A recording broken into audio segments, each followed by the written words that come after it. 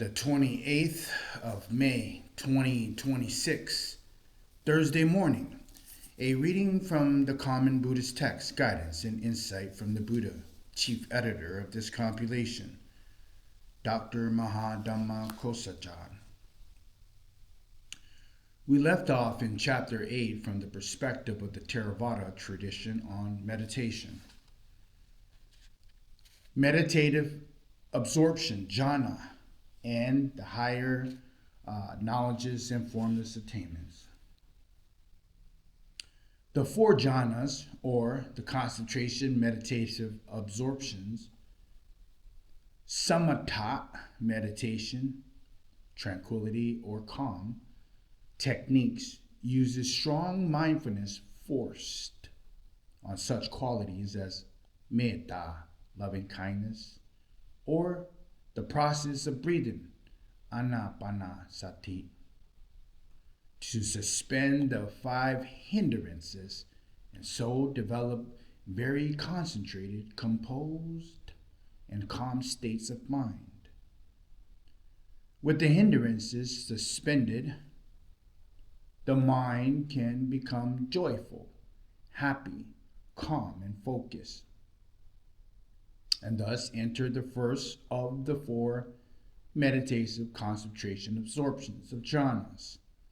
This can then be refined to reach up to the fourth meditative concentration absorption, in which the mind is profoundly clear and calm, temporarily, totally free from even the subtlest defilement, kilesas, open and ready for liberating insights. None of the meditative absorptions themselves bring a final end to the defilements, kilesas, and on their own, they just lead to long-lasting and relatively peaceful rebirth, samsara vata, still subject to death and open to the worst rebirths. They do, though, weaken the roots of kilesas, defilements, and make it easier for insight to cut through them. For this to happen, attachment for even such the littlest but conditioned states needs to be abandoned. Gautama Buddha, awakening came after remembering having attained the first meditation concentration absorptions in his youth, and then using this and the other meditation absorptions as the basis for such insight. To him who observes himself, when these five hindrances have been abandoned, gladness arises. To him who is gladdened, joy arises. The entire frame of him, having a joyful mind, become relaxed. With the entire frame being relaxed, he experiences easeful pleasure. The mind of him who is at ease become composed. He, secluded from sensual desires and secluded from unwholesome qualities, enters and abides in the first concentration meditation absorption jhana, which is comprised of joy and easeful pleasure associated with mental application and examination. And this is the creation or born of seclusion. And with this joy and easeful pleasure born of seclusion, he sows, suffuses, or suffices, drenches, fills, and eradicates or irradiates his body, that there is no spot in this entire body that is untouched by this joy and easeful pleasure born of seclusion. Just as a skilled bathman or his assistant, kneading the soap powder, which he has sprinkled with water, forms from it, in a metal dish, a soft lump, so the ball of soap powder becomes one gelatinous mass bound with oil so that nothing escapes. So with this joy and easeful pleasure born of seclusion, the monk drenches, fills, and irradiates his body so that no spot remains untouched. Awareness. Again, a monk, with the stilling of the mental application and examination, enters and abides in the second concentration, meditation, absorption, awareness, which is comprised of joy, easeful pleasure born from a composed, concentrated state, devoid of mental application and examination, bringing inner clarity, being one pointed of state of mind, and with this joy and happiness born of concentration, meditative concentration, he so suffuses his body that no spots remain untouched. Awareness. Just as the lake fed by the spring, with no inflow from east, west, or north, or south, where the rain god sends moderate flowers from the time to time, the water welling up from the bellow, mingling with cool water, will suffuse, fill, and irradiate that cool water so that no part of the pool was untouched by it. So with this joyful happiness born of concentration, he so suffuses his bodies that no spot remains untouched. Again, a monk with non-attachment towards joy abides with equanimity. Being mindful with clear comprehension, he experiences happiness with the body and enters and abides in the third meditative concentration absorption. When in that state, the noble ones describe him by saying he is possessed of equanimity. He is mindful, a person abiding in happiness, and with the happiness devoid of joy, he so suffuses his bodies that no spot remains untouched. Just as if in a pond of blue, red, or white lotuses, in which the flower is born in water, grown in water, not growing out of water, or fed from the water's depth, those blue, red, or white lotuses would be suffused with the cool water. So with this happiness devoid of joy, the monk so suffuses his body that no spot remains untouched. Again, a monk having formerly given up pleasure and pain, with the disappearance of happiness and unhappiness, remains in the fourth meditative absorption, which is without any pleasant or painful feeling, purified by equanimity and mindfulness. He sits sufficing his body with the mental purity and clarification so that no part of his body is untouched by it. Awareness. Just as if a man were to be sit wrapped from head to foot in this white garment, so that no part of him was untouched by that garment, so his body is suffused. Awareness. This passage is cited from the Samanapala Sutra, Dika Nikaya, Volume 1, 73 to 76. Knowledge and vision of supernormal forms of knowing. This passage continues from above, from the fourth meditative concentration absorption jhana. The application of probing insight can lead to the variety of supernormal knowledges of one listed below. 3 to 8 often form a group as the 6 abhinyas, or the higher knowledges, and 6 to 8 are the devijas, or the threefold knowledges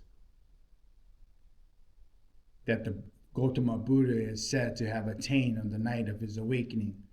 The last of them bring the experience of nibbida. When the mind is thus composed,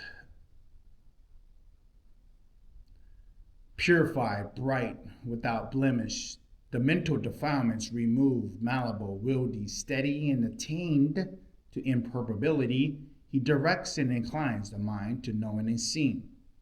He wisely knows thus.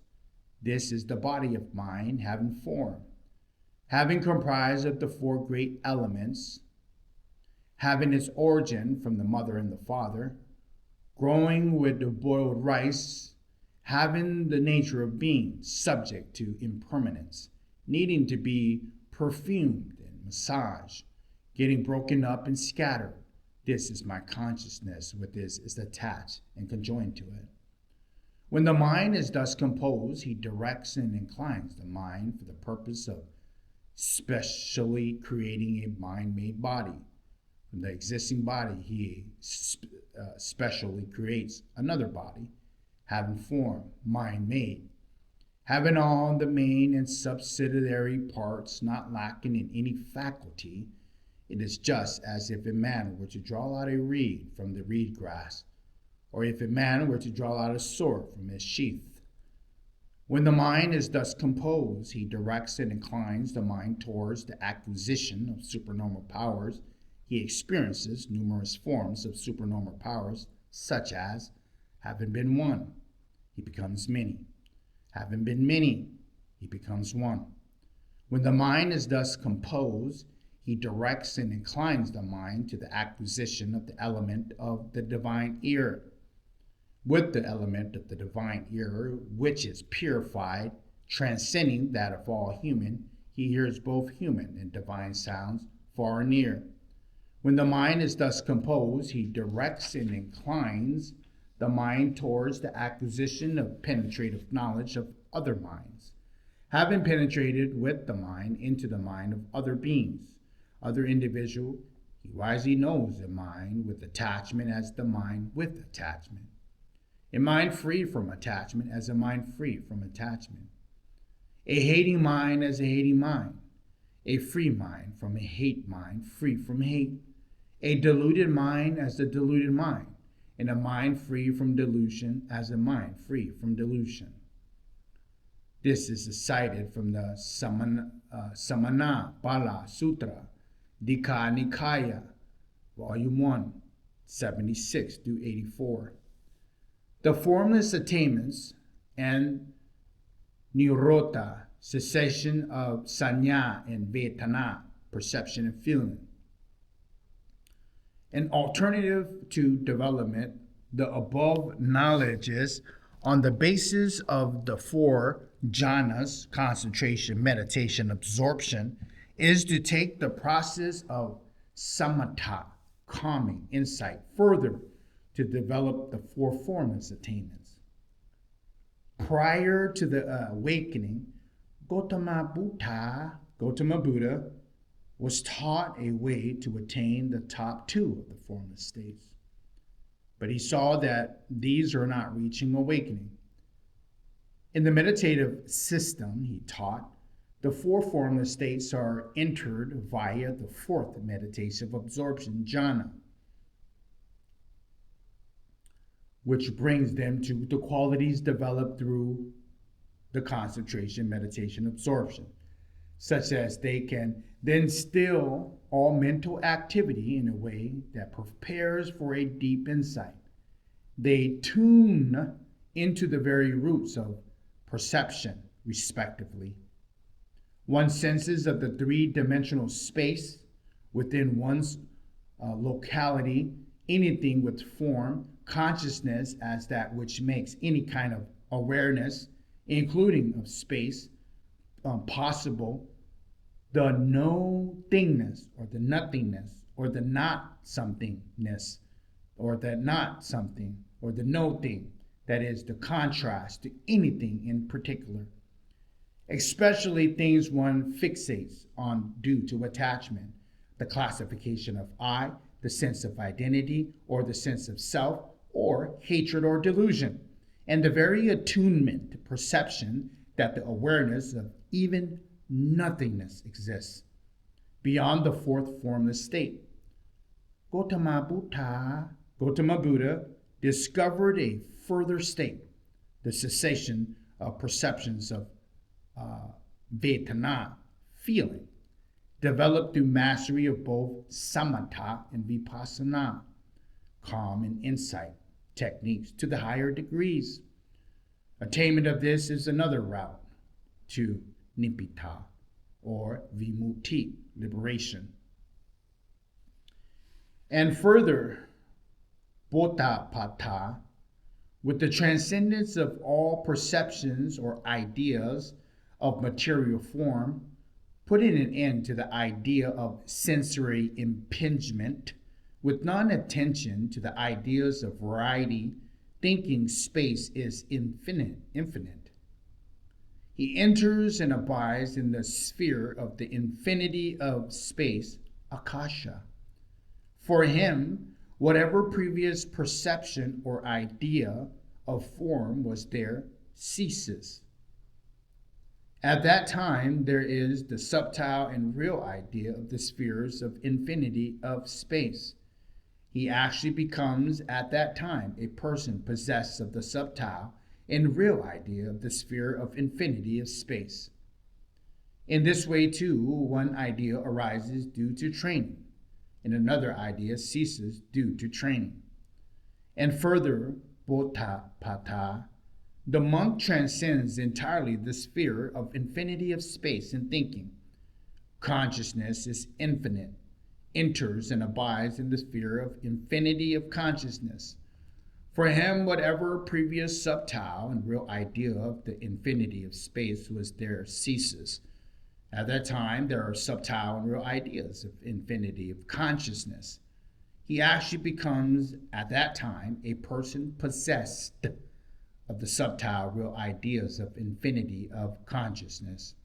In this way, too, one idea arises due to the training, and another idea ceases due to the training.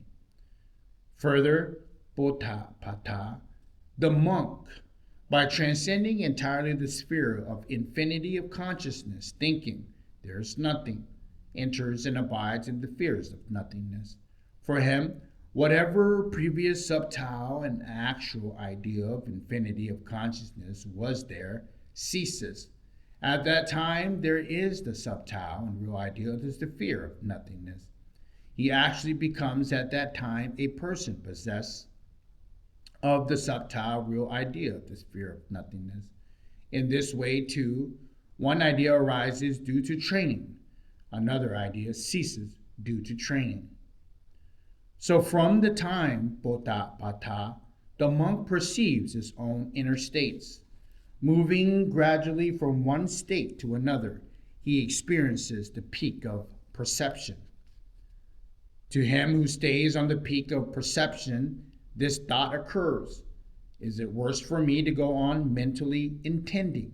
Or is it better for me if I were not to be mentally intended? If I were to intend and make volitional constructions, these ideas of mine would cease and another gross idea would arise. Suppose I were to not to intend and not to make volitional intent. He neither intends or makes volitional constructions. To him who neither has the intent nor makes volitional constructions, those ideas themselves ceases, and the other remainder ideas do not arise.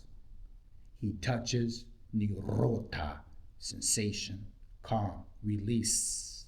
In this manner, Bodhapata, occurs the attainment of the state of clear comprehension, sambojana, of the gradual cessation of the higher levels of perceptions. This is cited in the Bodhapata Sutra, Dika Nikaya, Volume 1, 183 to 184.